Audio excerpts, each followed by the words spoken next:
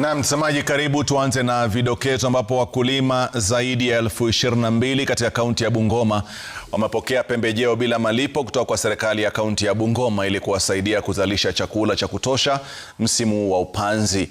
Gavana wa kaunti ya Bungoma Ken Lusaka, ambaye aliongoza hafla ya ugavi wa pembejeo eneo la Namwacha, amesema kuwa wakulima 500 katika wodi zote 45 za kaunti ya Bungoma watanufaika na mpango huo, huku serikali ya kaunti ikilenga wale wenye mapato ya chini.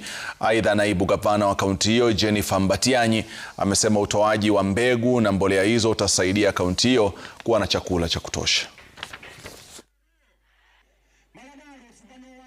Kupeana mbolea na mbegu ya mahindi kwa wakulima wa kaunti ya Bungoma, wale ambao wamefanyiwa vetting na kupatikana kwamba wanahitaji msaada.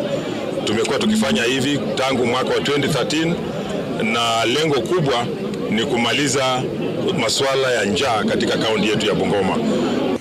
Tumekuja kuwapa mbegu na mbolea. Gavana Lusaka amekuja kuwaonyesha uongozi ulio mwema, kwamba yeye ni kiongozi mzuri anayejali watu wake. Na wakulima katika kaunti ya Trans